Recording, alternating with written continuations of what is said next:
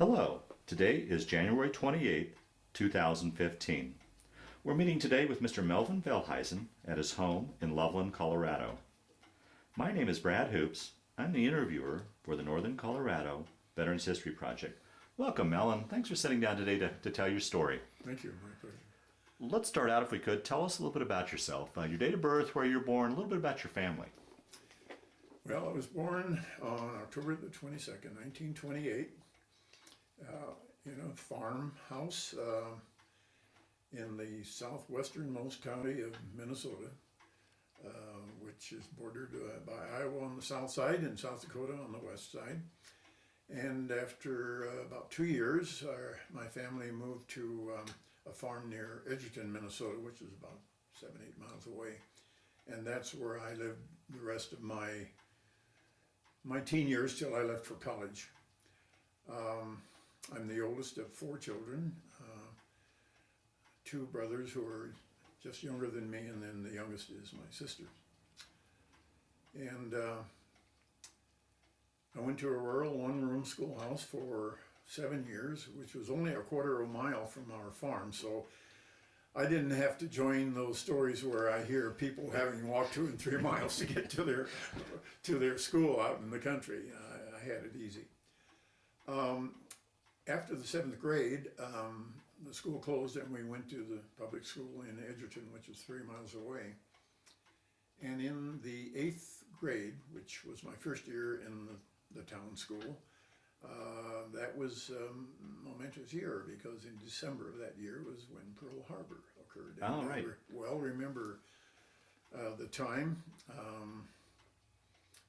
remember the Sunday afternoon when it happened, and my father picked me up from Sunday school after church, and he said, "Well, boys, we're at war." And what do you mean? Well, they were visiting an uncle in the town, and we went there for a little while to have some cookies and coffee and so forth, and listen to reports on the radio. That was the first indication of Pearl Harbor that I'm aware of, and what an experience after that. And then as a kid, just becoming aware of world events, Right. followed a lot of the history of World War II through the newspapers and on the radio in those days. I graduated from high school in 1946.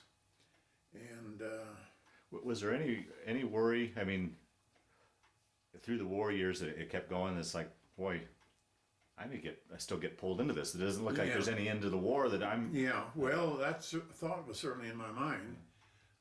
It just so happened that in 1945 it ended. I graduated in 1946, so I kind of breathed a sigh of relief because I knew sooner or later, and I had a lot of cousins and a lot of acquaintances, including a couple of my classmates who were drafted right out of high school. They didn't have a chance to finish high school. Wow. Even in those days. Wow. The need for the military was really high in those days. Right. So, yeah, that was certainly a thought in my mind. But fortunately, I was just young enough that I didn't enter that particular conflict, but who would have thought only 5 years later, then we'd have another conflict. I was the oldest, so I felt kind of obligated to help my dad on the farm. We had a half section, 320 acres, and it was a lot of work. So I stayed out of high school for 3 years until my next younger brother graduated, and my other brother was getting close to graduation, and so I felt, and I really had the urge to go to college, Mm-hmm. and it built as I was out of school those years. And I had a cousin further away in central Minnesota who was a pretty close cousin of mine, and he was going to college, and that kind of fired my interest up, and so I ended up going to college in the fall of 1949. I had finished my freshman year, and June of 1950, when the Korean War broke out, and my brother and I were just going to take a week's trip or so up through Wisconsin and upper Michigan. In fact, it was the morning of the day that we left on that trip. We turned the radio on as we traveled east across southern Minnesota and heard all the reports of the beginning of the Korean War, how the North Koreans and Chinese had invaded Korea there. So naturally, we followed that closely, and we were now in an age when that would directly affect us. I remember we traveled as far as the Sioux Canal up in Sault Ste. Marie in Upper Michigan, and it was only a matter of a couple of days after we visited that locks that they shut that down because of the war and some of the security that they were wanting to put in place. So I began I had registered for selective service by that time, but I went ahead and started my second year of college, wondering what's going to happen with this Korean War going on. And as time went on, it kind of turned out that we found out that draft boards could honor keeping students that were in college out of the military until they graduated. I suppose this was legislation, clear, and I'm sure that's what happened, that Congress passed. We needed to take a college deferment test, which all the colleges were giving at one point. And if our grade point average was high enough, our draft board could elect to keep us in college, or let us stay in college, in other words. And fortunately, my draft board decided to do that with me. So in the meantime, my younger brother was drafted into the Army, late 1952, early 1953, I think, in there somewhere. I graduated from college the 1st of June of 1953, and the next day after I got home, I had my draft. Wow. Notice there, take my pre-induction physical, which I did. But in the meantime, those of us who knew we were going to be affected by the war and going to have to see military service, a number of us in college, we knew this was coming. So during our senior year, a lot of us got talking among us, each other, about what we might do. And should we go into the military as a draftee, or should we enlist? And this was quite a topic of discussion among a number of us, because we knew what was coming. Quite a number of us were deciding to go the enlistment route because we felt our chances were better to perhaps get areas of interest that they would prefer. And that pretty well influenced me to go to enlist in the Air Force. Now, why did you choose that branch of service over the others? I just felt that I had a better chance to get into the kind of work that would interest me. I had been active with a campus radio station for a couple of years. I worked some of their equipment, and I did some, believe it or not, play-by-play basketball, football broadcast. We broadcast church services on Sundays. We had a short campus news program and things like that. It was only a part-time hours that we had on this little campus radio station that just covered the town where I went to Central College in Pella, Iowa. But I just felt duty in the Air Force probably would be more to my liking than the other branches of service. So before I graduated, I already made connections with Air Force recruiters and had visited a couple of different Air Force personnel about actually taking action to get my enlistment going. But as I said, I had gotten that pre-induction physical. I did go through the pre-induction physical, just mostly for the experience, I guess, because I was hoping, and they assured me they would get me inducted in time before the draft board could take action. Then on the middle of July 1953 is when I got the word to report for to be sworn in, and it was pretty short notice. I had come home and had been doing, in the meantime, had been making these contacts with the Air Force, so I was pretty well set to go. And then in short notice, he says, well, we don't know the exact date, but we'll give you word. Well, I got word, and in 2 days I had to be ready to go. So I remember the word got around to all the family, cousins, uncles, and aunts. They all came to our house that one night and to say goodbye. And the next day I got on a bus headed from Minneapolis to the Federal Center where I was sworn in. Wow. Now that's right around the time, had the war ended, or the armistice been signed? Not yet. Not at that time. Wow. It was close, but not at that time. Okay. So we processed in Minneapolis, and the next day or two, I got my orders and a ticket to fly to San Antonio to Lackland for my basic training. My first airplane. I was going to say, I was wondering if it was your first flight. It was on another airline that's no longer in business, Braniff Airlines. Yeah. And we flew from Minneapolis to Omaha, to Kansas City, to Wichita, to Oklahoma City, to Dallas before we got to San Antonio. And between Oklahoma City and Dallas, we ran into some really rough thunderstorm weather. Here, my first plane ride, and we were being bounced around, lightning flashing around the plane, and it was quite an experience for a newbie on an airline flight. But as we came into Dallas, I know there was a kind of a hole in the cloud, and the plane sort of circled around and kind of spiraled down through the opening in the overcast and landed out at Dallas then. But it was he was kind of feeling his way through the storm, it almost seemed. From then on, it was better into San Antonio. So we got to San Antonio, and that's when I started getting processed and getting the real feel of military life. Once we got into San Antonio, we finally got a bus into San Antonio downtown, and then an Air Force bus picked us up to take us to Lackland. And I remember that evening we were in a whole large room, a whole bunch of new people just coming in to report for duty.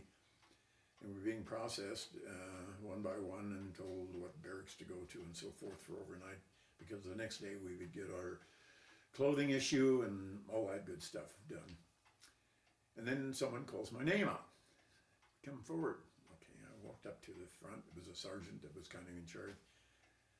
He says, Mr. Veldhuizen, I see you're from Edgerton. I says, yeah.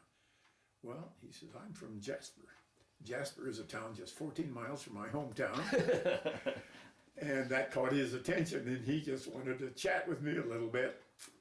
And Jasper was one of the towns we played sports in when I was in high school. And so that was kind of well, there's somebody from my home area. Yeah, right, yeah.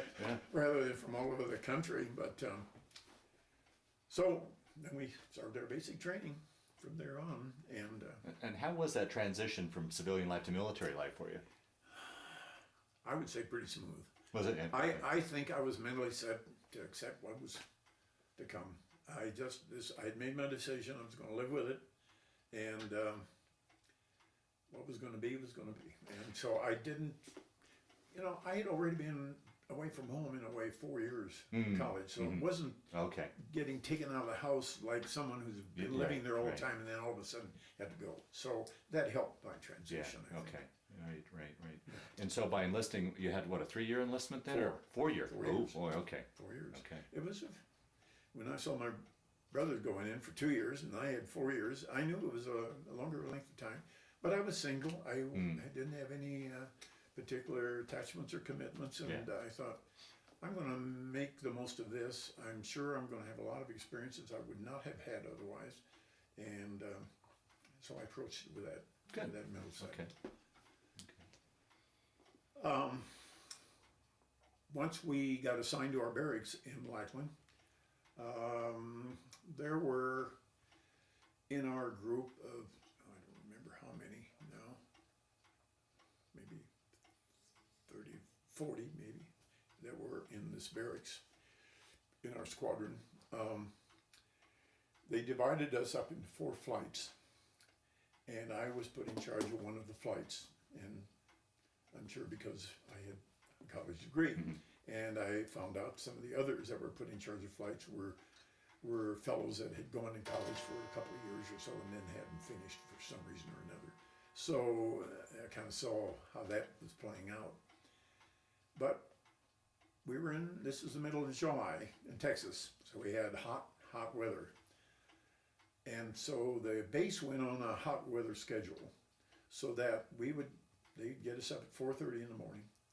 We'd march to the mess hall, and then we would do some of the cleanup and so forth in barracks, and then started our drilling or whatever outdoor activities that we had as part of our basic regimen as far as training was concerned. In the afternoons, we would tend to have more inside things like classes, briefings, orientations, and so forth. And then early evening, perhaps some more drilling when it got a little cooler. So that was kind of the thing that we experienced in basic. Do you think as a farm boy, you might have had an edge over like the city boys as far as the physical aspects of basic training, or? I really hadn't thought about it that way. Not that I was aware of, but Okay. I mean, it certainly wasn't anything that I couldn't handle. Yeah. So, Okay. So, other than the TIs, training instructors were, hard nosed as they do with all basic. Yeah. They really are in your face all the time and all. But there were a couple of times when Sergeant Jackson, I remember him yet, our TI, he called me into the room and one time and indicated his appreciation, how I had cooperated with him and gave me a kind of a compliment, which I appreciated, but he did this on the side. Otherwise, he had a just, right. just all just really tough guy, But we had to pull guard duty as part of our training. There was someone on guard, in the barracks pretty much day and night as well, for the experience of being a guard, and also, I suppose, to keep the barracks secure with all the, the fellows' personal belongings in there and so forth. One interesting thing that kind of stands out for me in my basic, not that there was anything real special, when I was on guard duty and I heard this funny roaring sound, and it got louder and louder, and pretty soon there's aircraft come flying low over our barracks, and the reason for that is Kelly Air Force Base, or Kelly Field, where all the flight operations were going in at that time around San Antonio, or a lot of them.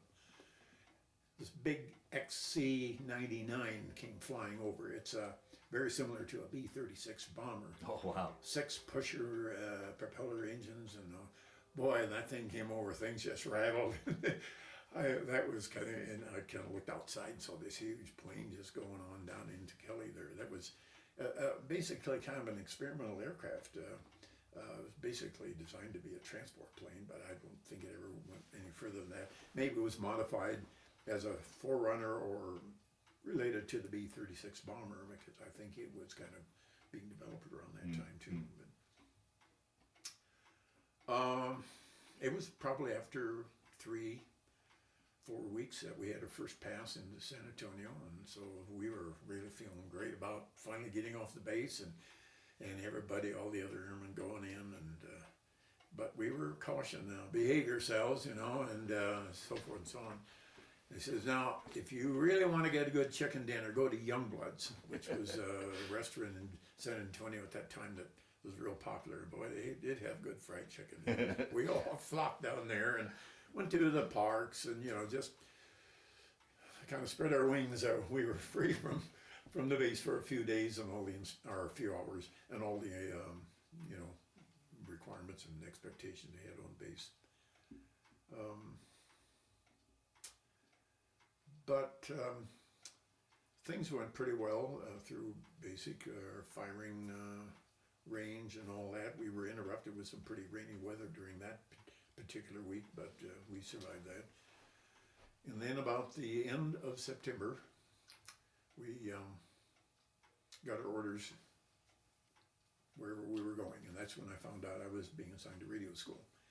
And I thought, yes, this is one of the things I was hoping for. I'd been in radio. So is it college. Something that you had applied for or tested for? Or Yeah, I think I put that as one of my interest areas. Okay. But no one knew for sure, lots of times. Yeah, right. That wasn't, the needs of the military came first, obviously. Right. But hey, this is working all right. I was really interested in radio. So one afternoon, the latter part of September, several Air Force buses took us to the Southern Pacific Railroad station in San Antonio, and we got on the train to head to New Orleans. And we all were assigned Pullman berths. They had a seat but which would fold out into a bed, a very comfortable bed. My first and only experience of the old style Pullman car, where you had a big velvet curtain you'd pull alongside you at night for privacy. And that was a neat experience. Never thought I'd have this at the courtesy of the Air Force. Yeah. But we left San Antonio, went by the way of Houston, and during the night across eastern Texas and southern Louisiana, and came in the next morning in New Orleans, right along the Mississippi River. And then we changed to just a short distance to the Louisville and Nashville Railroad Depot, the L&N, which went on along the Gulf Coast east to through Biloxi, Mississippi, where Keesler Air Force Base was. And that's where radio school was that I was assigned to. And so after an hour or two ride out of New Orleans, we got off the train in Biloxi.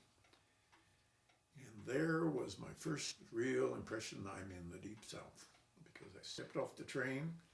Here was the colored water fountain on the depot and the white color fountain. Wow. The restrooms, colored only, white only, in that railroad station. Right? Wow. The first thing I stepped off the car, I said, now I know. I see it firsthand. Wow. You know? Otherwise you just, hear about it or read about it. Buses took us then right into Keesler Air Force Base, and we processed there, signed to our barracks, and then shortly we got going on our classes.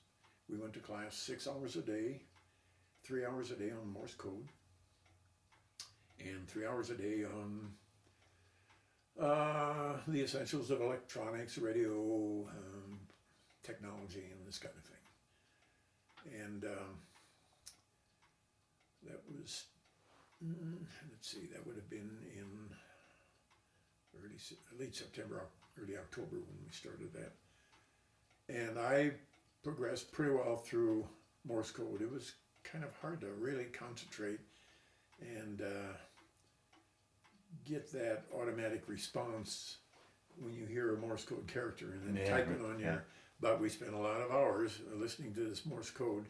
First we'd learn 3 characters, I think 3 or 4 characters a day, and then build on that over time. And then it was very slow, and then they continue building up the speed. And I think we had to have something like 18 or 20 groups a minute that we had to copy at that rate of speed in order to get out of school. Wow. And so we gradually worked on it, but I had to really concentrate on that. That was not the easiest thing, but really worked at it. Every day we had to march we had classes from noon till 6 in the evening, so we had an afternoon classes. And we would march as a unit from our barracks area to the classroom buildings, which were really kind of in old hangars along the flight line at Keesler. They had a flight line there, and some B-25s and Beechcraft would come in there, but that was about all. So some of the hangars that they weren't using anymore, they were large and spacious, so they could accommodate a large numbers of personnel for these classes.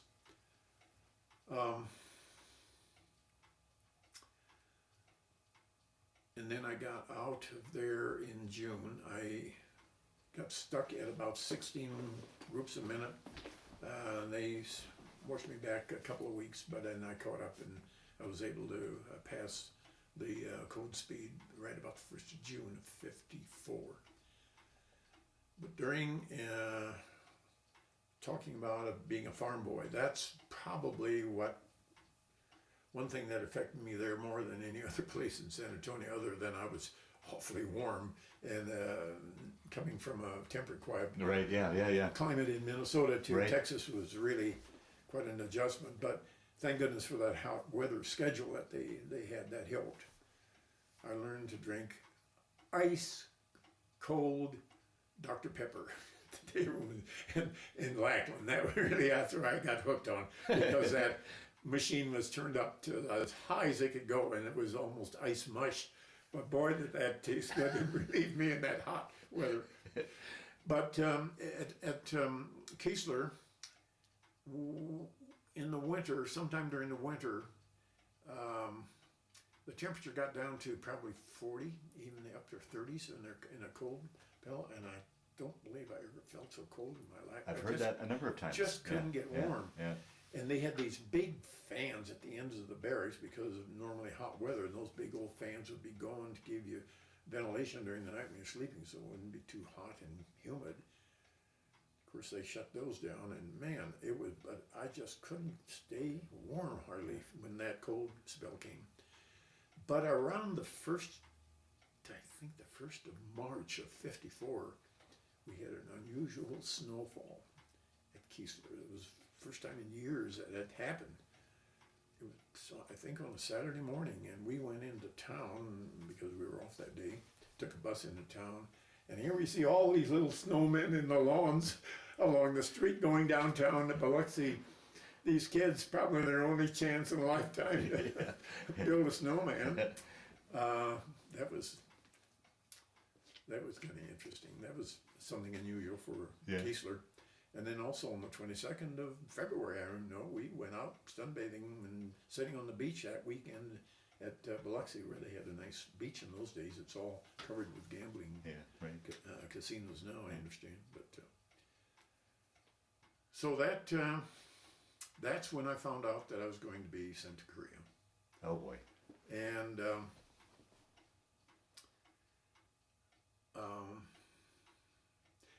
I should backtrack for one thing, even in basic, because I had a college, and a little bit in Keesler as well, but also in Lackland, because I had a college degree, I got called in every now and then.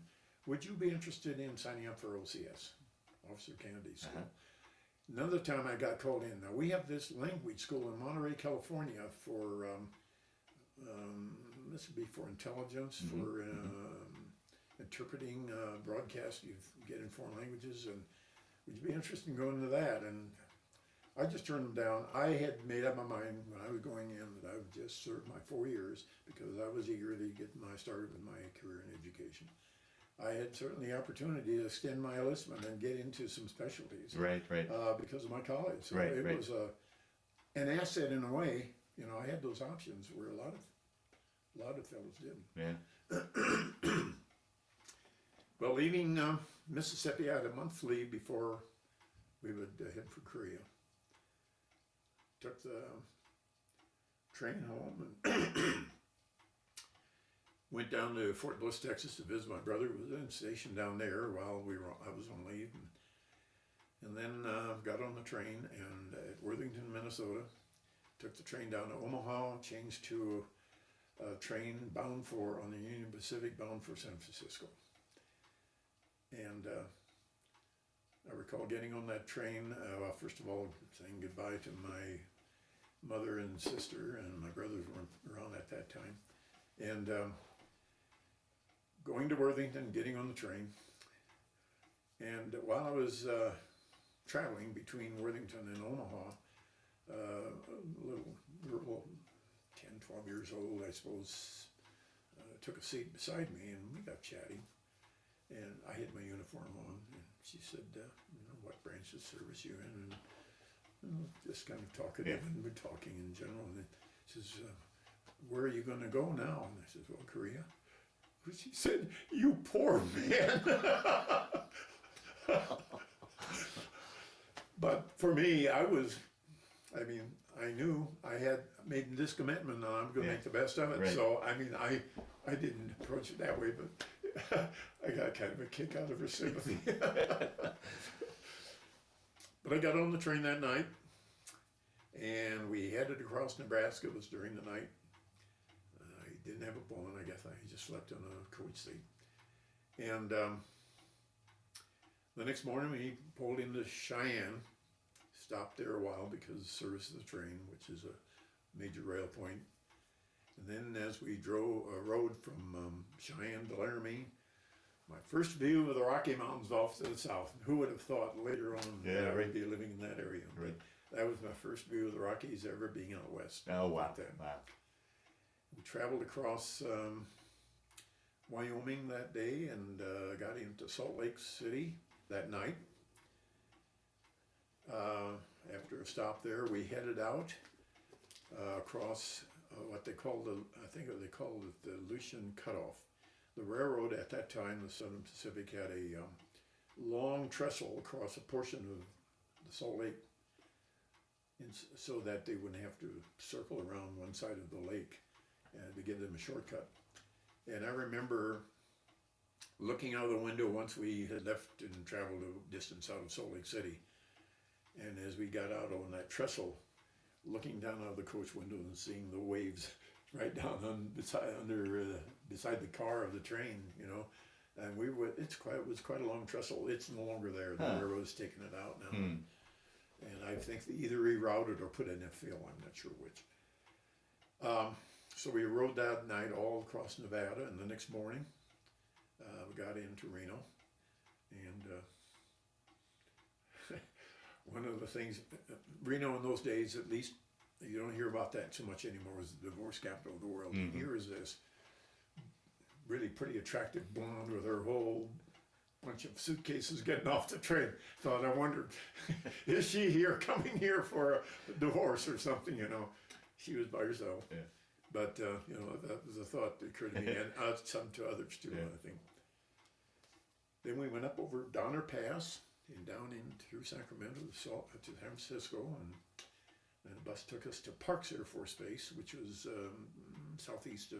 kind of south of Oakland, which was a processing base for going overseas. Now, were you traveling as a unit, or were you going over as a replacement? I was by myself. Okay. I was given, my order said to report at a certain day at Parks. Okay. So I was on my own, and I'm sure there were a lot of others kind of doing the same thing, and I did meet another airman as we got off the train in San Francisco, and he and I, he was headed to Parks too, and I'm sure there were people kind of filtering all day and over a period of time. So we went to Parks Air Force Base. I was there a few days, maybe even a week, until we got our orders to ship out.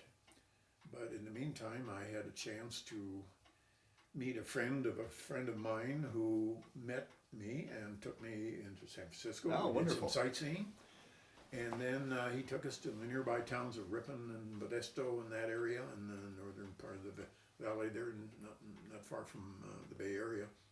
And there happened to be some college acquaintances of mine there. We met one weekend, and even, believe it or not, a family who had gone to school with me in that rural one-room schoolhouse way back when I was a kid that was living in that area.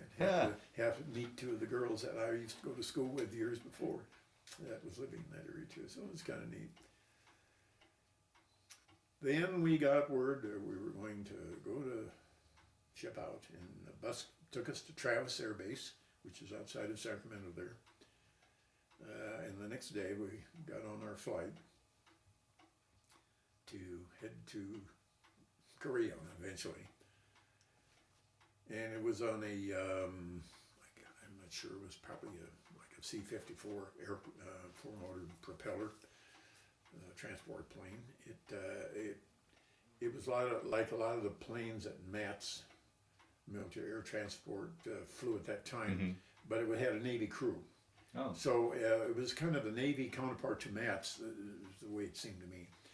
Anyway, they flew us then from Travis and we landed just right at sundown at Hickam Air Base in Hawaii, outside of Honolulu. And I thought, wow, I wonder, they're certainly not going to fly us during the night. And so we went to get something to eat and so forth. And I was kind of hoping and kind of half expected maybe they're going to put us in a transit barracks and stay the night. No, they called our flight. We're leaving at 10:30 or whatever. Got back on the plane, and took off. And we had our next stop was Wake Island for refueling again. I can remember I had a window seat on the left side of the aircraft, right behind the wing. And in the dark, in the night, you've seen no lights obviously or anything. And I looked out, and here's the red hot exhaust pipes of the engines right there on the wing, and the blue flame of the exhaust coming out. I said, you don't see this during the day, but at night I guess you do see it. And you went, boy, this must work, because they've been flying these planes for a long time, but it was kind of a revelation to me to kind of see that, how, just coming on a hole out of the wing, that exhaust and that red hot, almost manifold. But anyway, early the next morning, just when it was getting light, we touched down at Wake Island. And I noticed as we came low and low, and pretty soon we were coming, didn't see anything, but here we come right down low over the waves, and then I caught sight of the remains of some ship down underwater. Oh, wow. And from the Pacific conflict, one of the sunken ships that was still there, right over some kind of a ship that was still sunk, and just you could see it through, because the water was fairly shallow at that point. And all of a sudden we touched down, and we got off the aircraft, and they said, well guys, this is your last chance to spend American currency. From then on we were given, they called it MPC, military script, to use in Korea. So we went to, it was Hawaii, Wake Island is very small, kind of a V shape, and the runway's on one leg of the V, and then there was just a few buildings on the other, including the mess hall where we went.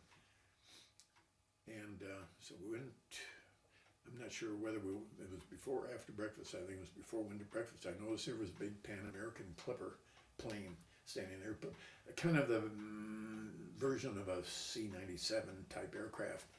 And it, wherever it was coming from, Far East, probably could have been headed to the United States.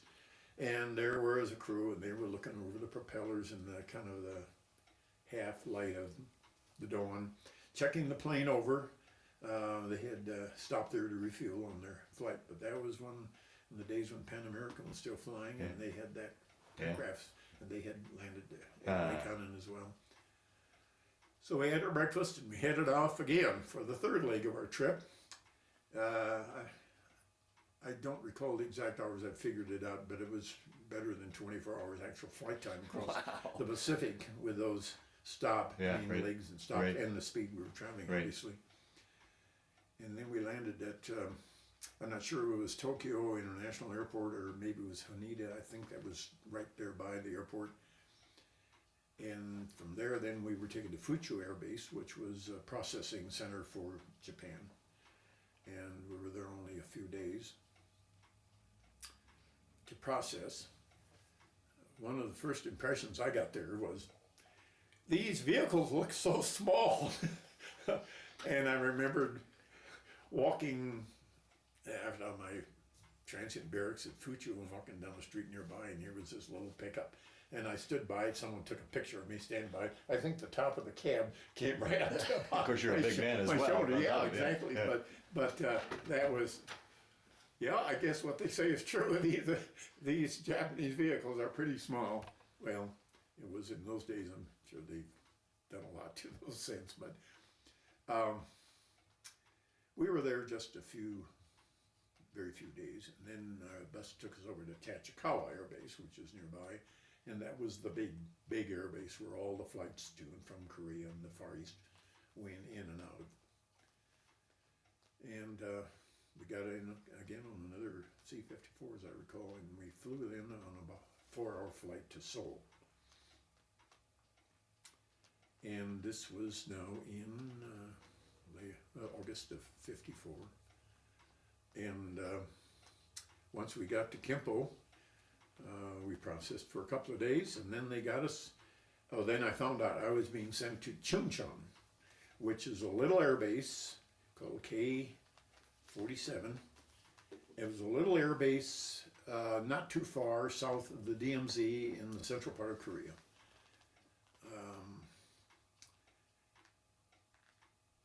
to get there, we had to travel 60, 70 miles, as I recall, on a winding dirt, kind of a gravel road, rough. Yeah, can you kind of describe what the scenery and what you were seeing as? Well, right in the environments of Seoul, there were some hills nearby, not real close in, but there were some hills that were fairly prominent on the landscape there. Especially to the east, you can see this whole kind of range of hills. It was kind of a hilly country. And they put us on the back of what do they call them? Those military, large military trucks that they were so popular in the military, 6x or something. Yeah, well, okay. And piled a bunch of us in the back. And this driver was intent to make this trip probably about as fast as he could. I don't believe I ever had such a rough ride in all my life. Half the time I think I was trying to half standing just to absorb the bumps and bounces that we went over. That road was so rough, and we were hanging on for dear life with our duffel bags, and somehow we survived that trip and got into Chuncheon. It was just a little air base, but I was assigned there as a radio operator for the comm center there, right along the flight line. And we worked with the weather personnel next door. And our main mission there was to collect weather data from our area and receive weather information from Tokyo to enhance the flight operations around Korea. Because, as we were told, there was most of the weather systems came from the northwest, from China, North Korea. And there was no way they had any information from those countries about what was coming. So they had to do the best they could, and we took hourly, the weather people took hourly observations, and we as radio then sent them into the headquarters squadron at Kimpo. They sent all this information into Japan. And then Japan, every 6 hours, had compiled all this information for the Far East and then sent it back to Korea, and all these different air bases and radio stations in Korea would copy this weather. It was coded in numbers, but we turned this over to the weather people in their office, and then they could plot weather maps the best they could from this. One thing, in order to get a little additional weather information, is this was later on when we got to Kimpo, but they'd send out a B-26, converted B-26 bomber on, they called a snooper flight. And they would fly all along the Yellow Sea, and then down into the Sea of China, along North Korea, and off the coast of China as close as they could get. Quite a ways down, maybe even almost as far as Hong Kong, and then circle around, come back. And they'd take weather observations all along. So that would feed into the system that we had to enhance the weather forecasting abilities of the weather people. Jet MiGs would pick them up as they fly along their side of the border and would escort the snooper flight. I was hoping sometime to get a trip on that, but it didn't work out. But some of the guys did have a chance to do that. Well, at Chuncheon, that was, like I say, that was our major job, is helping to send this weather information out to the appropriate sources so we could get the feedback from that and have this flow of weather data back and forth. Also at at Chuncheon, K47, was a flight line with old T6 airplanes, just little single engine trainer planes. They were called, this group of aircraft were called the Mosquitoes. And you'll even see something about the Mosquitoes at the Air Force Museum in Dayton, Ohio. They were a group of planes and pilots who would go in when there was the action. They would go in and spot targets with smoke bombs so that the F-84s and F-86s come in later and drop the bombs on the targets. But these guys were sitting ducks. I had a lot of admiration for those guys and the job that they had. One thing I omitted, and because we were not at war, we were in Korea. By the way, that happened right at the end of July, I believe, when the truce was signed in 1953, while I was in basic training in Lackland. That's when the truce was signed. But we didn't know whether that truce was going to hold or not. Sure, right. Everything was in a state of mobilization. When I got there at Kimpo the first night before we went up to Chuncheon, one evening about 5 or 6 o'clock at night, all of a sudden, bang, boom, and what's going on? I looked up, it was anti-aircraft practice. There was an anti-aircraft battery nearby, and they were firing at targets, just practicing. And so you can tell this was still, right. Things were still pretty well mobilized. Well, it was a great mission on part of these guys, and the admiration I had for these pilots. Of course, they were just training and doing some training flights while I was there, but those planes would make so much noise. The pitch on those props just made so much noise when they were takeoff. And especially if you were midnight shift, and you got off at 8 in the morning, and you were trying to sleep in a hot tent, and those planes were coming right past your tent, taking off. I tell you, you didn't get much sleep. And of course, our operation went 24/7. So, and we had rotating shifts. So I worked midnight to 8 in the morning, and then have a break, and then from 8 till 5 or what it was, and 5 to midnight, and the swing shift. And so we were always rotating. And I think it was at that time, when I was on that kind of shift work, that's probably when I didn't really feel the best, because I was never eating the same meal at the same time any one day. It was off schedule. Not that I was feeling that badly, but your system was just out of kilter, it seemed. But Chuncheon was an interesting place. When I see MASH on TV, I can relate to MASH. Oh, really? Yeah. Oh, yes. Yeah. Everything was homemade, pretty much. The tables and chairs in your tent, the equipment. The town of Chuncheon was right outside the main gate. And so we could walk right out and into the village and see the shops and so forth. That had to be interesting. I mean, for an upper Midwest farm boy to be halfway around the world in this exotic... It was, and this was part of what I was hoping for. Yeah. New adventures. Yeah. And boy, I was getting it. I know it was a little mechanic shop there. They didn't have any lift or anything. They just took a vehicle, turned it on its side, so they could work on the vehicle from the side, on the underneath side of the, it was really...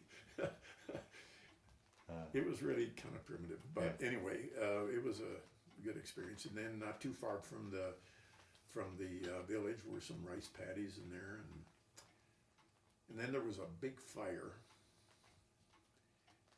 not too far before I left Chuncheon that really decimated part of the village, and the ashes and the homes that were gone. It was so really depressing to see. It was not real close to our main gate. It wasn't that far away either, actually. But it was interesting to see the people and the costumes they wore. Did you have a lot of interaction with civilians at all, or much? Some. We had houseboys, and that was probably one of our closest interaction with the people.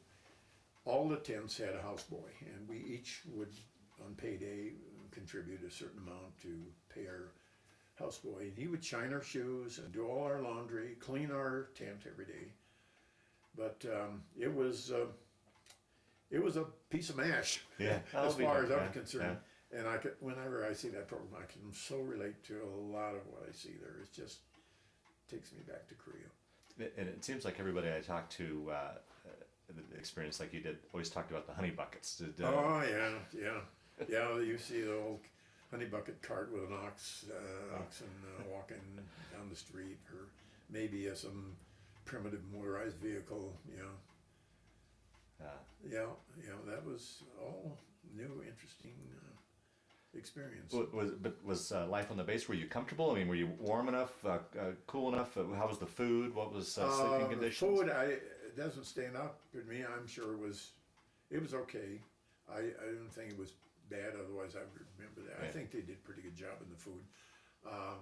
I think the worst thing, as I related, is trying to sleep once you work the midnight shift, and you know, the sun would beat down on these tents because it was, you know, in the fall, and it was still not that cold yet, and it was so uncomfortable trying to sleep in those tents. And then when those planes decided to start flying with the noise, it was just you just had to give up, you know.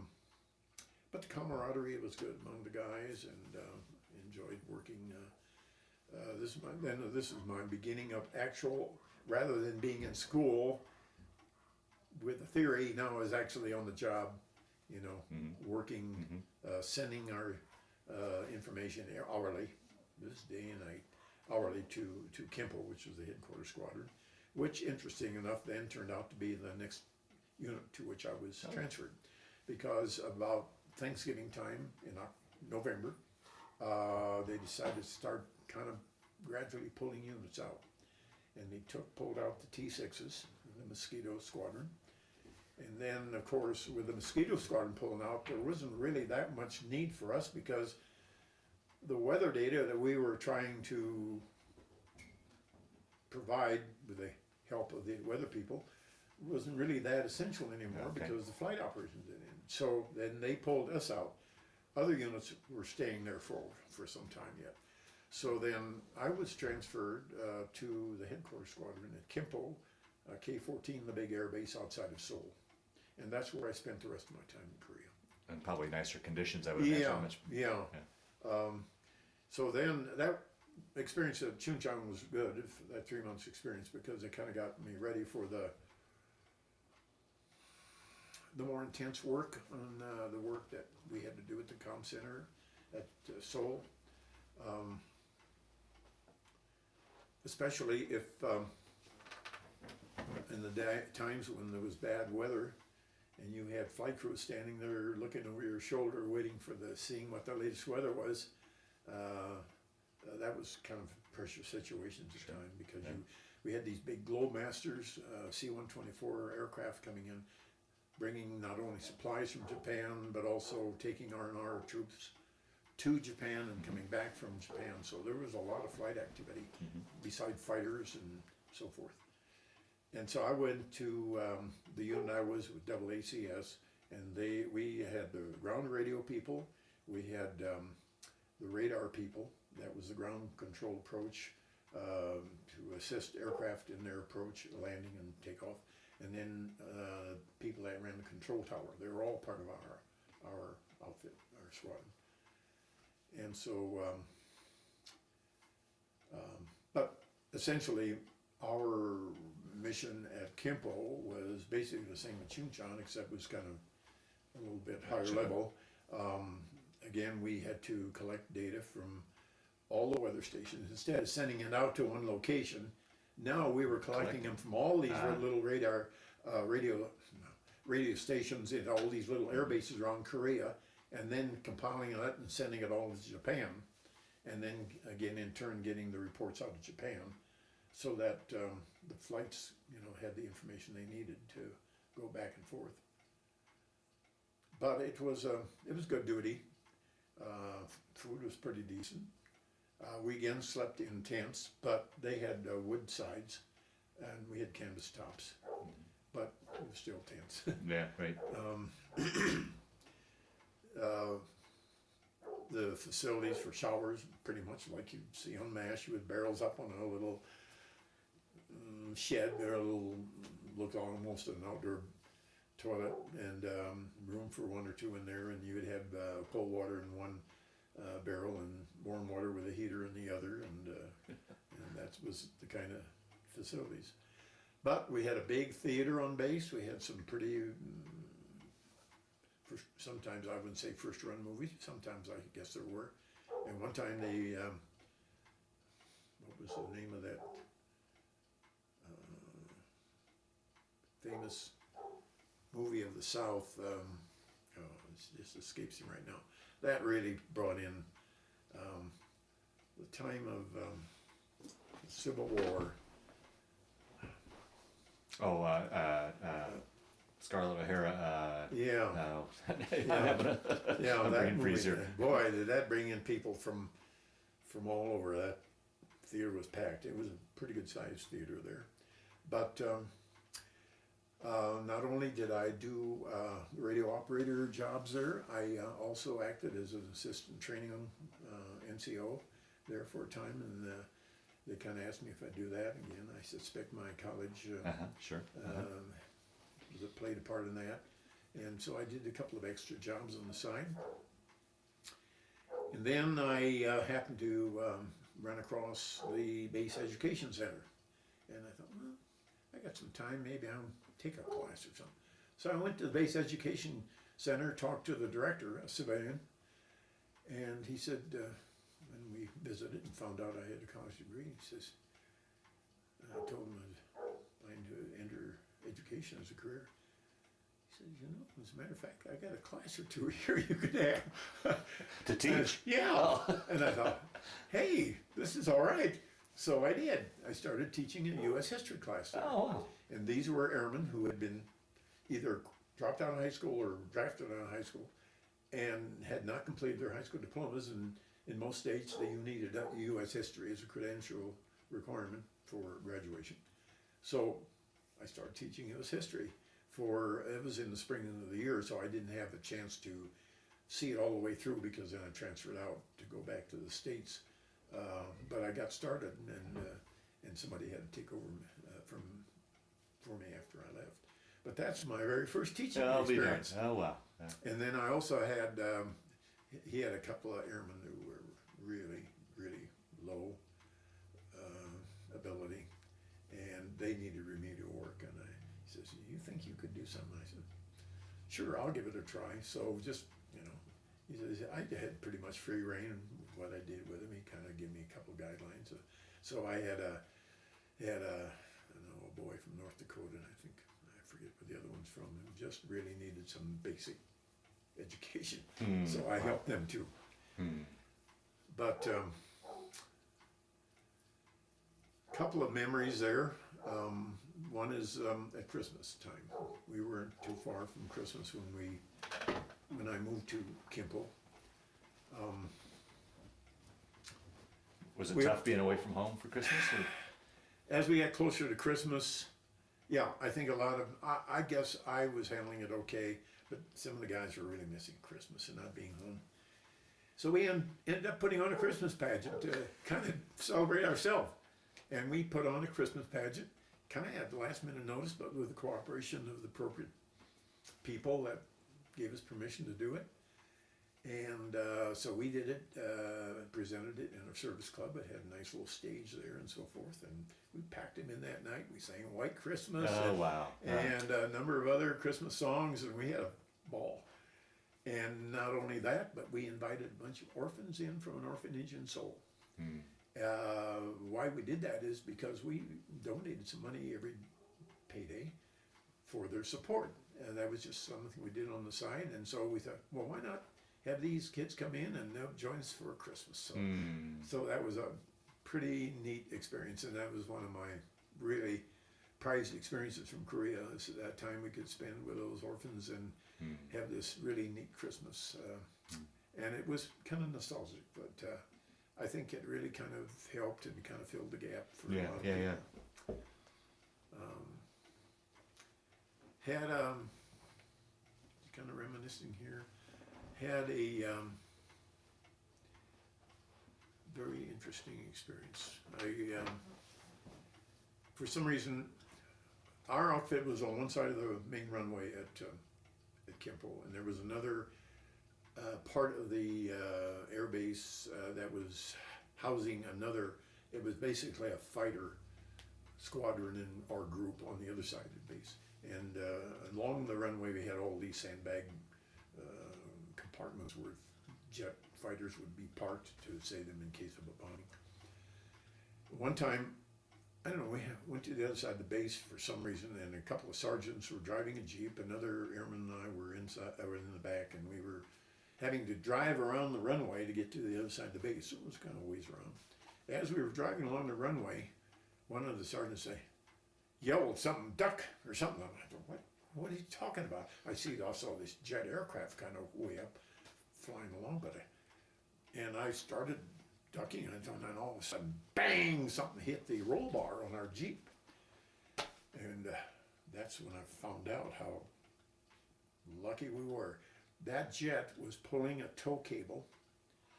Apparently had been pulling a target, maybe for some other aircraft to shoot targets. And the target had been released, and he was just dragging this cable, I guess, to drop it on the runway. He was going to make a pass to come around to land, and that thing was just kind of whipping around there, and man, we could have, a couple of us could have really been killed right absolutely, there. Oh, that was a close call. But it was all over so fast, I couldn't even was afraid. I was kind of shaking, I guess, afterward, but it was without warning. There was something. But I also had the opportunity to take 2 R&Rs while I was there. One in February, and I thought that was kind of neat the way it turned out. We left one, we signed up to go to on this R&R, and then we were told what flight to take, and it was a C-46, one of the few times you see C-46 that we had to take. It's kind of like a C-47, didn't hold a lot of people, but it was a CAT airline. I don't know if you're familiar with what that is, a civil air transport, and this airline, as I understand it, were formed by the former Flying Tigers of World War II, who used to fly the hump. And they had stayed in the Far East and had started their own airline. Right. It was a civilian airline, but with contract with the Air Force. And that was one of their planes that took us to Japan for my first R&R. So another little touch with World War II and the history of the past. Right. Then after my, and in Tokyo, we went to Tokyo, and I think, we landed at Tachikawa, and then we had to take the train into Tokyo, which I don't know how far, a half an hour drive. Right, anyway, when they got off the train, got on the platform, all these people here, these dark-headed Japanese, and here I am towering above them. That was a revelation in itself. Yeah. I didn't have that so much when I was at Fujio earlier, when I saw the small vehicle. Well, here with these crowds of people and so many people travel these trains to go from one place to another. But while I was there, I was very fortunate to meet a couple of my college classmates. Oh, wow. They were missionaries to Tokyo, and I had a chance to visit with them, and they showed me things around Tokyo, which I was very grateful for. That was really neat. But at the R&R hotel, you never know people you run into, and a couple of other college acquaintances, without warning, here I saw them walking in to the lobby of the hotel. And so I didn't see many from my boyhood days, except... Is she bothering you? No. If the R&R troops that were coming out of Korea, I did see my cousin at one time. He was stationed up near Panmunjom, and so he came down on R&R and he got together with me. I did see him. Wow. But really none other from my boyhood days so much as from my college days. That's when I saw most of the people that I had known prior to my military service, and just that was pretty interesting. I went on 2 R&Rs. We came back, flew back on a 124, C-124, the big transport plane. They're just enormous. I have such respect for those planes. They, just lumber along. They're just propeller-driven planes, but what an aircraft! It's just amazing. They can get that big thing in the air. And then when I went back on my R&R again in June, I was able Once again back to Japan? I went back to Japan a second time, and that was only a month before I left, but I didn't think they'd let me have it, but they did, and we made that trip both ways on C-124s. And then I flew back out to go back to the States on the 4th of July, 55, and again on the C-124. So you flew both directions. You never had to take a ship transport to Korea? Well, I took a ship back. Oh, you did? Yeah. Oh, okay. So I really so I'm ahead of myself here. Yeah, I really lucked out because when I flew back, again, we processed through, and then we found out I didn't know whether we were going to fly back or take a ship back. It turns out we were going to take a ship back. And from the story, I was told that when we went to Yokohama to get on our ships to go back to the States, there were two transports in the harbor. Both needed to go back. And they had this certain X number of personnel there. They divided them between the two ships.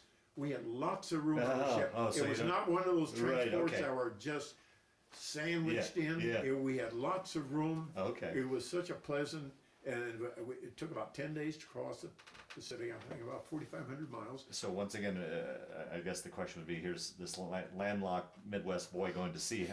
So it was a pleasurable trip for you. It wasn't the usual. Surprisingly, got your sea legs and everything. Yeah, surprisingly, it was really kind of easy.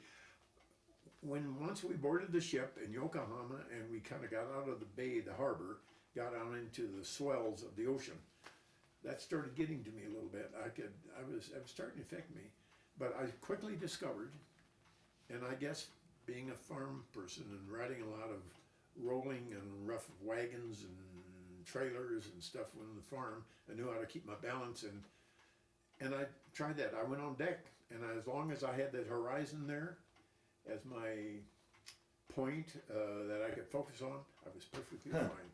And then the seasickness didn't bother me. I felt a little queasy right at first, and then I got over it.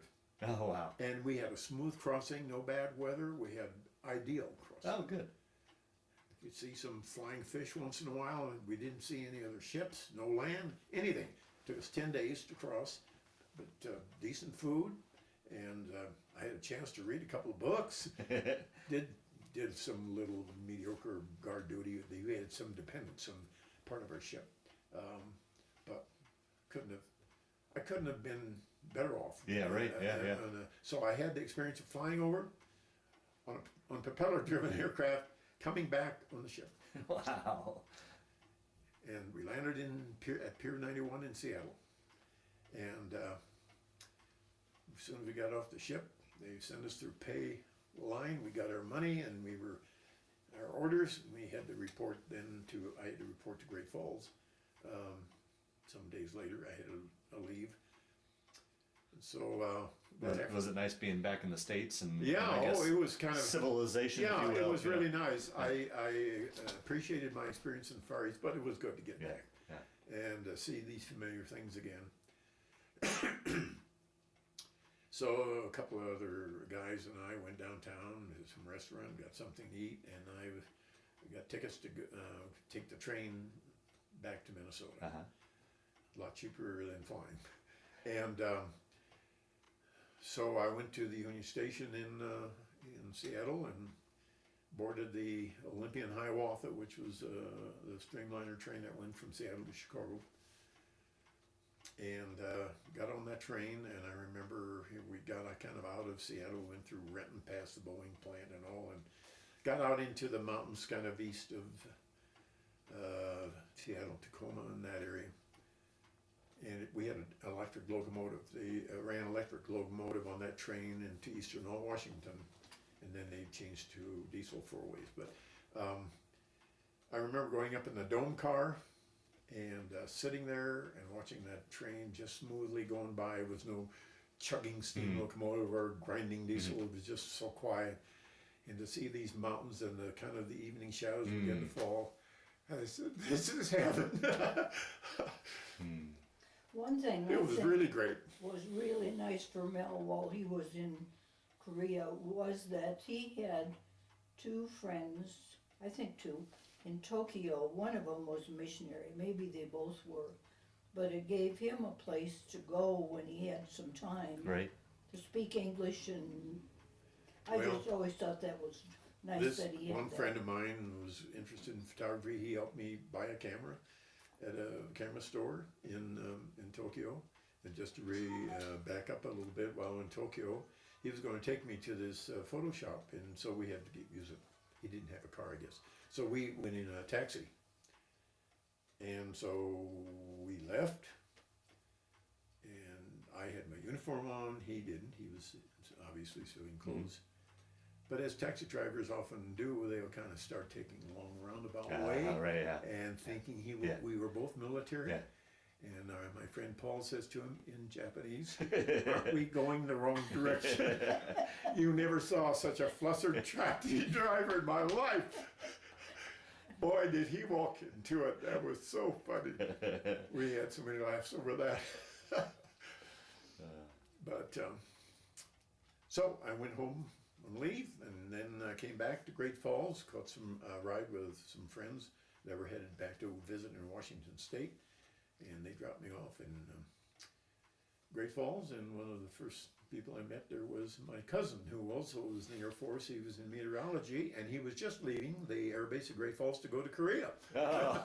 So we just switching places. Right, yeah. A couple of guys that I knew in Korea were also sent to Great Falls. And in Great Falls, I had kind of a different mission there. I was then changed to Air Defense Command there. And along the Canadian border was a whole string of radar bases. And we were responsible for the ones all the way from northwestern Montana to eastern North Dakota. We had several radar bases, and we had to be in daily contact 24/7. We were serving basically as a backup to the radar sites. A lot of the radar information was being sent by landline to the headquarters in Great Falls, so they knew all plane movements in that whole sector. If there was any unidentified one, then obviously the fighters that were stationed in Great Falls would get the alert and go up, check it out. We need to add, this is in the height of the Cold War, so. Yeah, that's right, Yeah. exactly, it sure was. So we really had pretty easy duty there, and we do drills once in a while, and sometimes we had to resort to radio because the landlines went down, and then we had to transfer this information from the radar sites and to the main center that was right near our location. Although our radio station was way off on one edge of the base to stay away from electrical interference that was on the base itself. So we were way off on the other side of the runway, quite a ways from the base. We had to drive a couple miles to get to our receiver site. But it was all voice work, not Morse code anymore. Oh, okay. So it was voice work. And a couple of sergeants that were in charge left not long after I was there, and since I was the person that was going to be there the longest, I was put in charge of that station. So I had that radio station for quite a while, and that's when I made staff sergeant, because I was doing a staff sergeant job, and my officer in charge put me in for that. Fortunately, I had made 2 ranks while I was in Korea, so I was pretty fortunate that way. So I made some pretty decent rank for the time I was in. And again, one of the ranks I got, Airman First Class, in June in Korea, about a month before I left. And I had gone to the review board for some interview. And after I left there, one of the other fellows that followed me overheard him saying something about my educational record or something. So again, my educational record was a plus for me all through the military. Right. It sure was. But we had good duty there in Great Falls, and then in the latter part of the time I was there, I attended usually attended chapels in the different air base I was in, but then I went to the First Presbyterian Church in Great Falls, and they had a young adult group there, and that's where I met Betty. She was also a part of that group, and that's when we met, and eventually, after I got out of the service in the middle of July of 1957, we were married on the 3rd of August, and then we moved to Iowa and started our teaching career. Wow. So. Well, yeah, let's transition into your post-military years, and talk a little bit about that, and then we'll wind down the interview. Okay. So, how did you decide to go to Iowa? What took it? Well, a couple of things. One was I had gone to Iowa. My degree was in Iowa. I met the teaching requirements in Iowa. Different states have different teaching requirements. Oh, okay. I knew that I was all set for Iowa. Okay. And then before I received my separation from the service, I had started writing various schools in Okay. Iowa, and I got made a number of inquiries, and a school that was very interested in me, and it was just the right timing for the right kind of person they were looking for. So I was offered this job. Also, her family, her mother's family, also from Iowa, Oh, okay. southern Iowa, and an aunt of hers lived in a town not far from the town where I was going to start teaching. Oh, okay.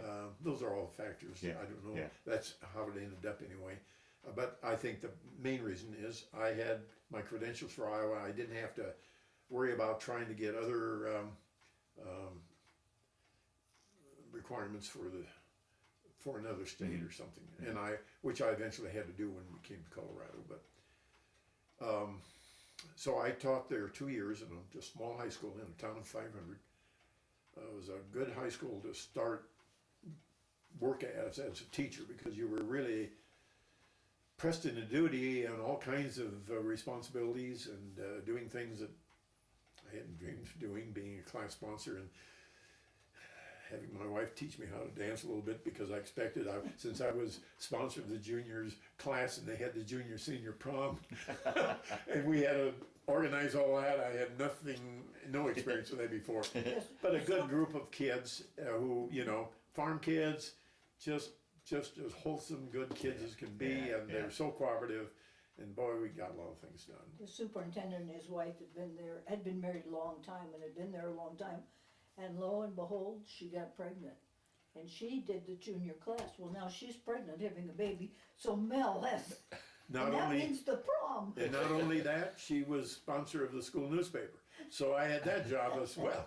And this was a little newspaper that went out to the community, because they had no newspaper. So we had to get ads from businesses and get those on a stencil and run those off in a mimeograph and all that good stuff. So we had school news and then business ads. And since it was and people would buy a subscription to the newspaper. So I had my hands full. I really worked hard, but I tell you, it was a good experience for a beginning teacher. Yeah, right. And especially having been out of college for 4 years and being in the military. But I still looked at my military as a real asset, because when I was teaching history classes like world history, which I had at this school, I could speak of some firsthand experiences. Yeah, right. In the Far East and Right. that kind of thing, and the war. This was and is a little bitty town, and the schools are gone. It has no schools now. Yeah. But Mel was the high school person, and there was a elementary school person that were representatives to some county thing that met. So during our first year there, Mel and Ann went out to dinner for this meeting up in Webster City, which was 13 miles, and within a day and a half, I knew that Mel had been out for dinner over the hand. She was from an elementary grade in this town. We were all in the same building in a little town. The elementary, high school, everything is all together. But it was a good experience for me to learn teaching. I had good supportive administrators, principals, and superintendent. Well, the superintendent, turns out, had gone to the University of Colorado for his graduate work. I was thinking of a graduate work because I knew I had the GI Bill. Oh, I right, thought, yeah. I don't want to let that GI Bill go by. I think if I'm going to make education my career, I'm going to get my master's degree. But the question was, do I go history or do I go counseling? Because it was just coming new into the schools, and it was a real effort, and part of Congress, they had passed legislation to entice people to take special training to become counselors, and that kind of appealed to me. I thought, I think I'm going to try to get training for being a counselor and see how it goes. If not, I'll go back to the classroom. So I had really thought I was going to go to the University of Minnesota for my summer's work, because I wanted to do it in summers, since I couldn't afford to take off a full year, even with the GI Bill. And then when I had a little encouragement from my superintendent that he'd gone to CU, and I got that But just stop a minute. CU summer catalog. Boy, that turned the tables. He had the application for Minnesota in an envelope ready to mail. When the catalog comes from Colorado and he says, no, we're not going to Minnesota. So, the summer of '58, then it was my first summer going to Boulder to get, start on my counseling guidance degree, or program, get my master's degree. I continued that for 4 summers, but after 2 years there, the school had decided at that time to consolidate. A lot of little high schools school districts were consolidating all over the country, including Iowa.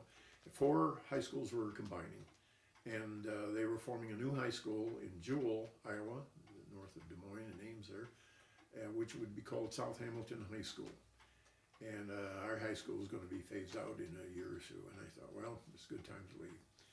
And so I looked for some more positions and found one in Spring Valley, Minnesota, just south of Rochester, in southeastern Minnesota, that needed a teacher and wanted a counselor, part-time. And I thought, this is perfect. I'm working on my degree. If I can start as a counselor part-time, was not a lot of time. I still had 4 classes a day, so I counted pretty much as a teaching load. So I went there to teach mostly senior social studies, in the history class I believe it was, and 9th grade social studies. But after 1 year, they wanted to make me full-time counselor. So I spent 3 years as a full-time counselor at Spring Valley. And that's when we kind of decided we're going to have to either make a decision. Are we going to stay here for the long term, or are we going to go to Colorado? Because we look so forward to coming out to Colorado every summer for a summer's work. I got my MA in the summer of 1961 in Boulder in August. And then in '63 we came to Colorado, but I found out I had another class or 2 to take in order to get my counselor certificate for Colorado. So then in the summer of 1963, I came for half the summer and took those courses. And then in the summer of August of 1963, we moved to Loveland. In the meantime, the boys were born during And this the time boys period. were born at Rochester. In Rochester. David Nothing to in- do with the Mayo Clinic. David in 1960 and Tim in 1962. And then we moved in 1963, so the boys were really young when we Yeah. came here. Yeah.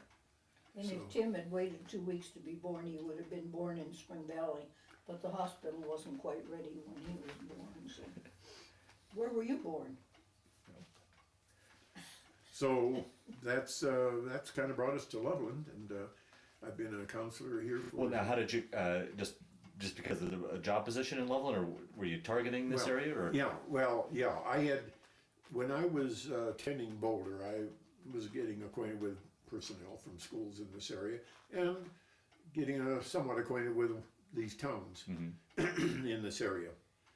And so we've been through Loveland a time or 2, Fort Collins, and so I had applied to Loveland because they had 2 openings that year. I applied to Boulder, and I think Colorado Springs, and Loveland was the first one to respond. In fact, after my application, they wanted me for an interview, so on Memorial Day weekend of 1963, I drove out from Minnesota to have an interview here in Loveland.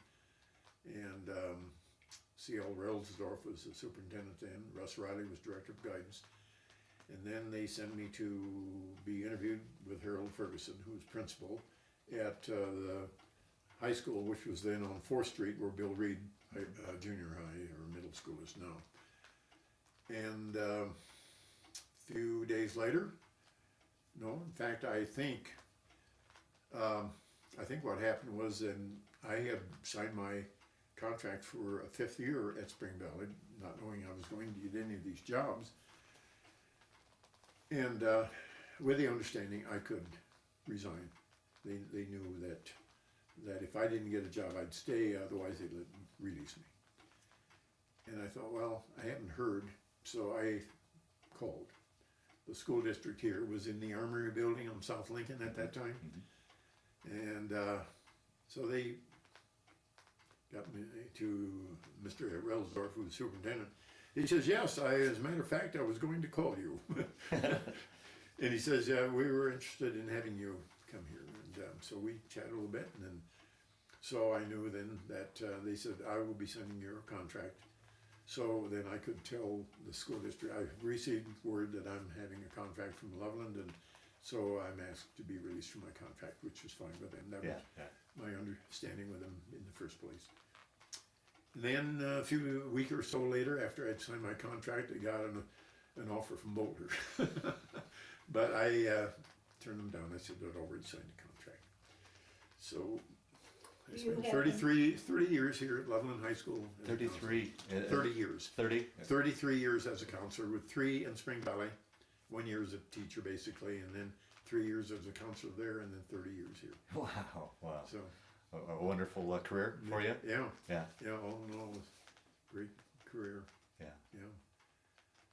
And you don't know what impact you have, but every now and then you run across a student and say, "You remember what you did for me, or what Yeah, what well, I did?" And we get caught up to date, and so that's neat payback. yeah, I'll bet. Very satisfying, I'm sure. Yeah, Yeah. yeah. Yeah. Well, talk a little bit about family. Talk about the boys and grandkids, and Okay. then we'll slowly wind this thing down. Okay, well, David was our firstborn, and in time he graduated from Loveland High School, and Very good student. he was in fact salutatorian. He was a very conscientious, very hardworking student. He ended up getting a National Presbyterian Scholarship, which really basically paid his way for 4 years of college. And since we went to the Presbyterian Church here, we had to choose a Presbyterian college because that's where they were used. He and I, on Thanksgiving of 1979, flew to Boise, Idaho, and then went to Caldwell, where the College of Idaho is, because he kind of was thinking about, he wanted to stay in the West. And then we went on to Whitworth College up in Spokane. And after visiting the 2 campuses, Whitworth was the place to go. So he went there for 4 years and graduated with his degree there in English. Then Tim became he graduated in 1980, and he went to Europe as an exchange student to Germany for a year. And after he got back from Germany, then he went up to Whitworth. He, by that time, was familiar. He'd been on campus a number of times, and they offered him some scholarship and also, I think, an aid in a dorm and so forth. So he was able to get some substantial help, and he ended up with a business degree from Whitworth in 1985. David graduated in 1983. And right after he graduated, and after Tim had been an exchange student, that whet our appetite to visit Europe, because my father immigrated from the Netherlands. Oh, wow. And I always wondered, I got a little interest in, again, history and genealogy, about where he lived and about some of the family that still lived there. All his family came to this country except the oldest brother. He had a girlfriend, he didn't want to come. All the rest of the family came by 1910. But his descendants still live in Holland. And there's a couple from that group of descendants that's come and visit here every once in a while, and I think maybe here again this summer. But we wanted to take advantage of Tim because he had traveled around Europe extensively. He was very fluent in German. We thought, this is the time to go. So in 1983, we spent about close to 6 weeks, a month, or at least, in Europe, traveling around Europe, visiting East Berlin when it was still controlled by the East Germans, which was quite an experience in itself. Traveling around in Switzerland and France. Went with David to southern France, saw a couple of days of the Tour de France bicycle race. We were in Paris just by chance, but happened to be there on Bastille Day when the big military parade coming down the Champs-Élysées and through the Arc de Triomphe. And we were right there by that area when that parade was going on. What a neat experience. So yeah, we had a wonderful trip around England, Scotland, and visited an ancestral home of Betty's mother's family. That's now in the British Trust. Wow. So he had a chance to tour that, Coton Court, up near where Shakespeare lived. So that really opened the doors with his exchange experience. And so Tim, after his graduation, he did spend some time in Europe again, working there at a bakery in Switzerland. But he eventually got into the restaurant business, and when the Summit restaurant was still popular in Loveland, out west of Loveland, and that's when he kind of worked his way up to be a partial part owner. But then he decided he wanted to go on his own, and built McGrath's, which opened in the spring of 1995.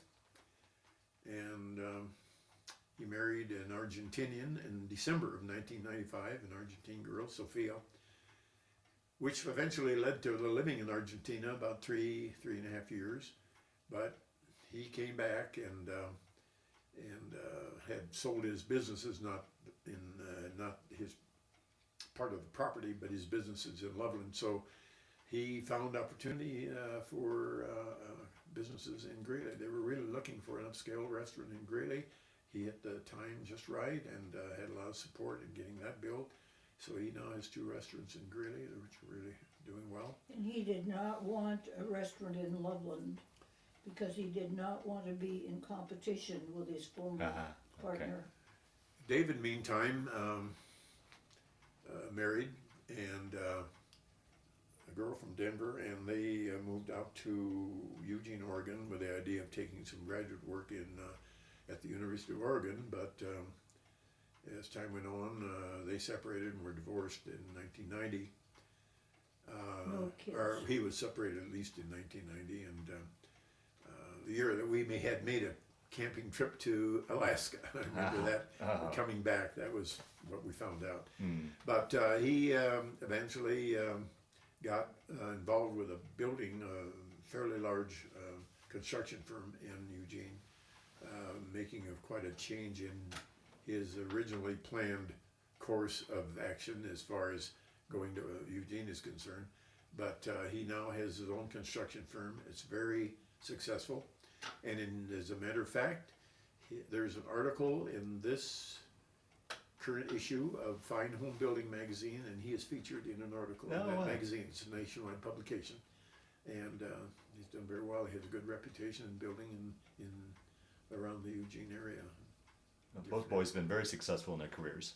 Pardon? Both boys. Yes, they really have. Yeah. They have. Yeah, I'm very pleased with them. So.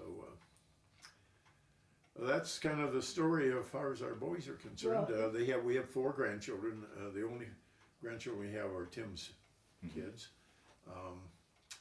The oldest is very handicapped and had brain surgery in Miami Children's when he was 7 years old, about 90, I forget, 90, well, whatever, 2005, I guess it was. But he's in a special needs class at Loveland High School. And the next one is a boy, and he's a sophomore at Loveland High. His IQ was way higher. Very than interested mine. in robotics and in playing tuba, in marching band. And the girl, Olivia, is a freshman. She's in winter guard and the flags with the band. And then Julie is a 8th grader in urban school. And we're pleased kind of that Thomas has taken up the tuba, because the brother to Betty's mother was a very famous, probably one of the top tuba players in the United States back in the 1940s and 50s, when the NBC Symphony Orchestra was on radio, and the New York Philharmonic, he played with them, with Toscanini and so forth, and had some very complimentary comments from Toscanini. He was they say he even played a piccolo solo on a tuba. Can you imagine that? I mean, he was versatile, and we won't go into the whole story how that happened. But anyway, it's kind of interesting now that Thomas is also picking up the tuba, and we think that's carrying on the heritage. My uncle that became a fine tuba player, his brother went to a little local band in a little town in Iowa, and so Bill, the tuba player, followed along after him one night. And the guy had 2 instruments left, an old beat-up trumpet and a bright, shiny tuba. So, of course, Bill chose the bright, shiny tuba. he was so little, my grandfather built a frame for it to hold it. And I don't know if Bill was out of high school, but he was that age when the University of North Dakota band came through the little town where they lived in Iowa. And the tuba player got drunk. And they said, is there any tuba player in town? Is there any? And Bill had had one lesson. One. Mel said, my mom said he umpawed till they thought they'd lose their minds. Well, when the University of North Dakota band left, they took Bill with them. So Bill was gone from then on, and he really, one lesson, and he worked his way up, and he did get some more lessons after that, but man, he played with Sousa, and he. Wow. And. Is there anything now we can wrap up? Well, I guess the way I usually end it, is there anything I didn't ask you about that you wanted to talk about? Any stories that have floated to the top as we sit here? And Betty, as you've listened in, is there anything he left out that you wanted him to talk about? Or do you think we've pretty much rounded out your story pretty as best we could? Well, just looking back over my career, like I think I've indicated before, I just found it basically a pretty positive experience for me. Yeah, I'll bet. Did a lot of traveling I've never would have done otherwise. Experienced going in a couple of different foreign countries. Of course, since Tim got married to an Argentinian, we've been down there to Argentina a couple of times, and then of course with Tim in Europe a couple of times. But that's kind of where I kind of whet my appetite, you know. And, I don't know if you were able to listen to him, but as I listened to him, I think he loves me. I'm sure he does. But boy, does he love trains. And as he talked to you, I kept hearing this love of trains come up. We've ridden a lot of trains that probably most people in the United States have never ridden on. well, traveling by airline back in the 50s was kind of expensive. Yeah, right. And for an airman's salary, Yeah. it didn't go too far. But that was fine with me because I always enjoyed the trains. I watched kids as a small kid, a train going past our farm, and that got me interested. And I've always had kind of an interest in it. So it worked out for my traveling to the West Coast. We went to Korea by train, coming back from Seattle to Minnesota by train, and then when we were in Keesler at Christmas time, they had I don't know, the Christmas Express, Santa Express, whatever they called it, a Christmas train they had organized just for the military, for airmen coming home on Christmas. And there was a special train that ran from Gulfport, Mississippi to Chicago, all airmen coming home for Christmas vacation or break from a couple of weeks from school at Keesler. And it was, and then we had to catch that train, I think on the 2nd or 3rd of January, to head back to Gulfport down on the only Central River there. And that train, that was pulled by a steam locomotive. I do remember that. That He'd know was just that. in the days when the steam locomotives were converting over to diesel, right? That was in those days. Wow. But And we met at the Presbyterian Church in Great Falls, Montana. yep. And I had been out with another airman one time, and I don't know, Mel was really nice, I think, because he called this guy to see if Mel could ask me out, and the guy said, yes, you may. That was good, because I didn't like the other guy at all, so this worked out well. We had our group at this little receiver site, we called it, our radio station, I was in charge of. This was before the other sergeants left and I was put in charge. We decided to have a kind of a dinner, just the crew out there, have a nice dinner. And downtown Great Falls had a restaurant called the Shell Restaurant, which is very well known in those days, and very nice restaurant. And so we reserved a room, and the whole crew of us went with their wives or dates, and went. That was one of our first dates. So we went down to that.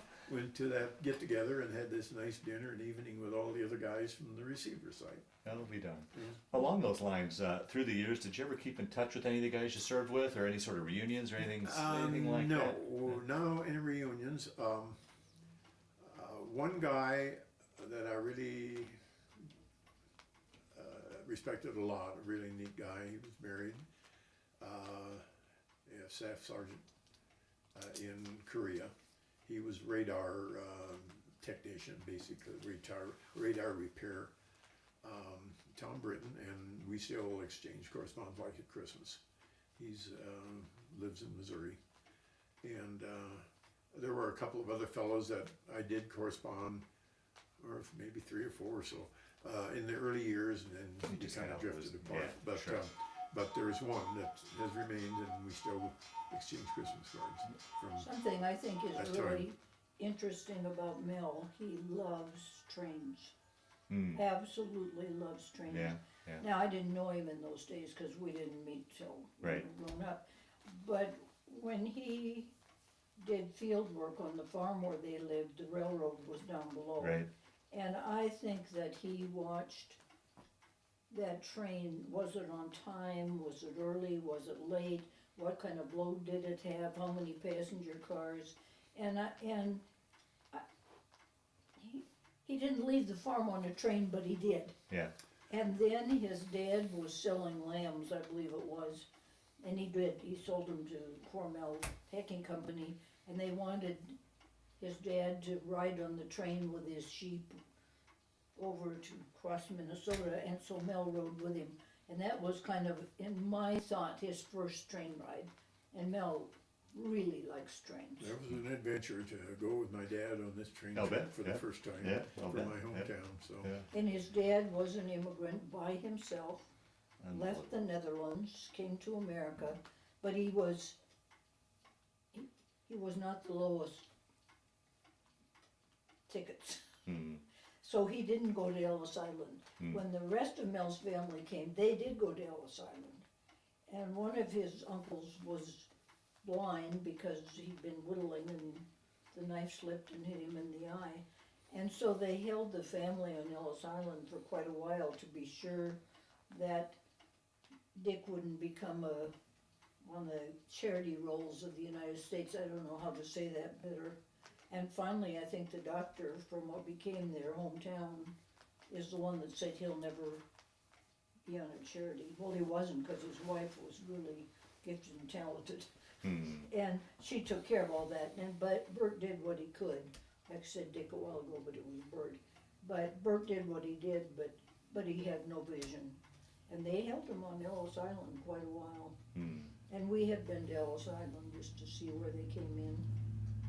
well, that kind of wraps it up as far as the Okay. boys are concerned. All right. And I've been retired since 1993, and Enjoying retirement? enjoying retirement. Very I good. keep busy with a lot Yeah. of things. So Good. He especially enjoyed the first 2 years because he got to volunteer 1 day a week at kindergarten at BF Kitchen. Well, so the last question I always like to ask in these interviews, how do you see that 4 years of your military time?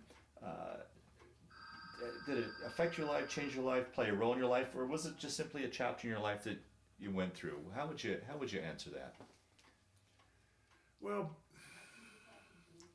basically a chapter in my life. I think Yeah. I knew that I had to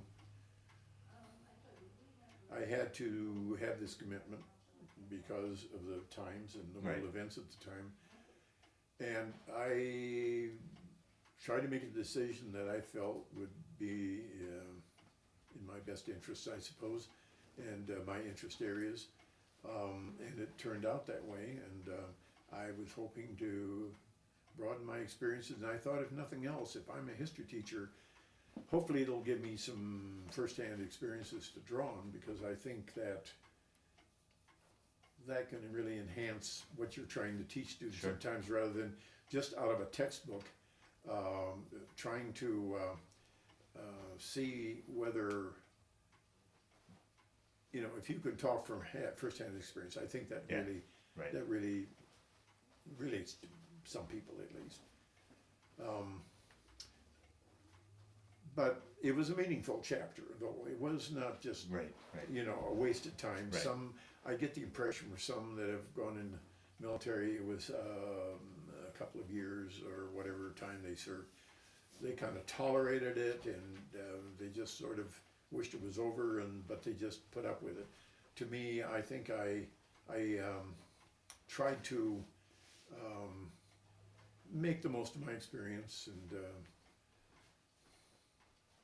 I bought quite a few books of the areas I went and read about them, like a book on Korea, and so I tried to learn about some of the history of Korea when I was there, and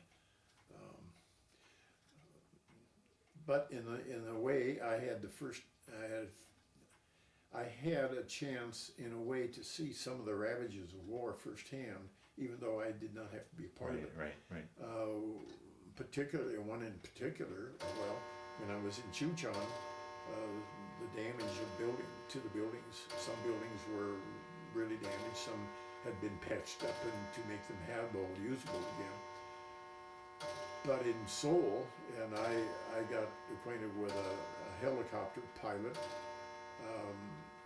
and so we decided to go into Seoul a couple of times on a weekend just to kind of look around.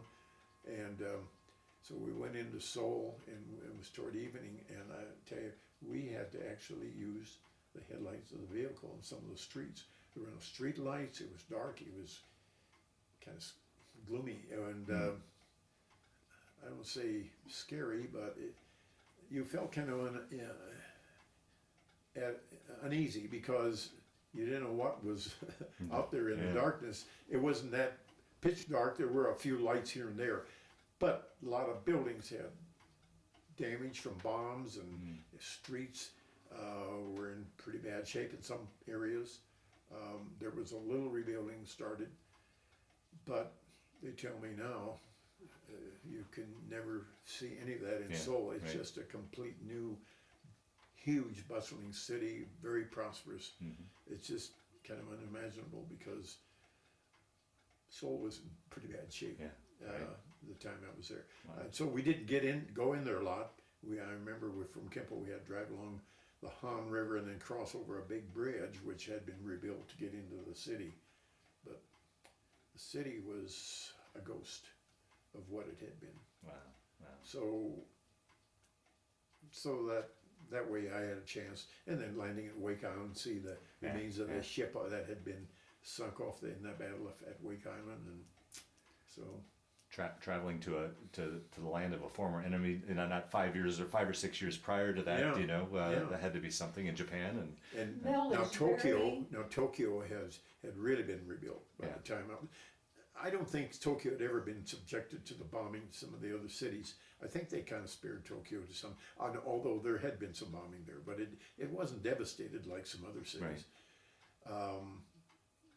But Tokyo was a bustling, prosperous city. When I was there, many people traveling on the trains. They went a meticulous schedule. They were on time.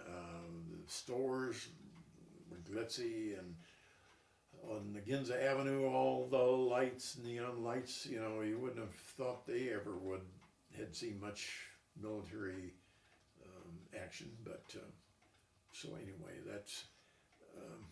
But anyway, just to sum it up, I think that it was a chapter in my life, but I tried to make the most of that chapter, and I think it was a good chapter, and I haven't regretted it at all. Very good, very good. Well, Mel, I want to thank you for sitting down to tell your story today, but just as important, I want to thank you for your service to our country. Thank you.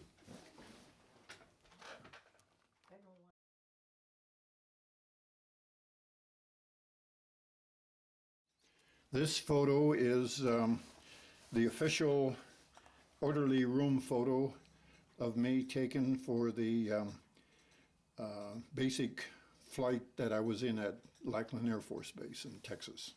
This photo is the orderly room photo of the personnel that was displayed at the unit that I was in when I took radio school in Keesler Air Force Base in Mississippi. This is the photo of my graduating class at radio school at Keesler Air Force Base. I'm the fifth person in the top row from the right. That's right there. Right there. Okay. This photo is a picture of the Operations Center at K47 at Chuncheon, up in Central Korea, not far from the DMZ. It had flight operations, a weather station, and the radio station in which I worked. This photo is taken from a rather home-built makeshift type control tower along this little airstrip at K47 in Chuncheon, and this looks over the top of the operations building in which I worked. This end of the building of the operations center included the radio center where I worked, transmitting primarily weather information to and from Kempo and Japan. And the mountain in the background, the military called Mount Unnecessary. This photo is of my operating position in the radio center at K14 Kempo Air Base outside of Seoul, Korea. This photo shows me standing between two rows of tents that we stayed in at Kempo Air Base. In the background are a large area of rice paddies, but the tents you see have canvas tops and oil stoves in each tent to keep them warm. At Christmas in 1954, we put on a Christmas pageant at Kempo Air Base, and we invited some orphans from an orphanage in Seoul to come to join us. We had been supporting them with our offerings over the months prior to that time. And these two orphans that are with me there have sort of adopted me that evening during that program. This picture is another of the two orphan girls that really spent time with me at our Christmas party at Kempo Air Base. That whole experience made this Christmas one of the most special Christmases I've ever had. Here I am at my operating position at the receiver site at Malmstrom Air Base at Great Falls, Montana. We sent information on radar sightings from various radar sites along the Canadian border. Here I'm tuning one of the receivers at our receiver site at Great Falls at Malmstrom Air Force Base. I'm tuning the receiver till I get the exact frequency so that I get a good copy on the teletype that I'm watching in this photo.